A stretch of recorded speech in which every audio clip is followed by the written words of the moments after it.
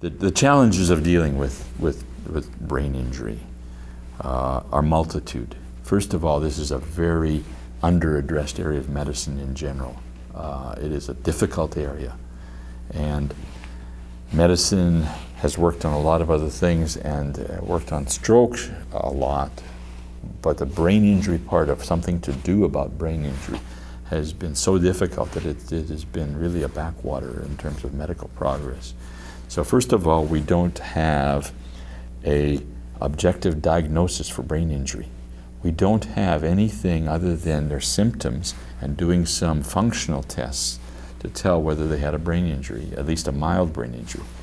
If they have a severe brain injury, we can see it on some of the images, like from an X-ray or a scanner that will tell you an image that there's something wrong with the structure. But that's relatively easy. It's the milder ones, the concussions, and those kinds of things. We don't have any really way other than ask them some questions and see if they can maintain their balance to tell whether they've got a brain injury. So knowing if they have a brain injury or something else is the first problem. And second, we don't have really anything we can do for it right now.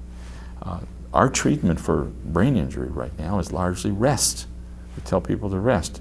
Like a kid on a football field, he gets a concussion, well, you have to stay out for the rest of the game or whatever. And hopefully by that point you won't be dizzy anymore and you can go back in. We don't know if that's long enough, we don't know if it's too long. We don't have the measures. So the whole field is very undefined in terms of whether there's an injury or not and when people are recovering from it. So that itself is the challenge. And then you add to that, in terms of the military, the fact that there are multiple different causes of impact to the head, whether it's actually striking your head on some object, like a concussion we normally do on a football field, or whether it's because of the blast that we're getting from these explosions that are around people. So it's a combination of that makes it particularly challenging for us.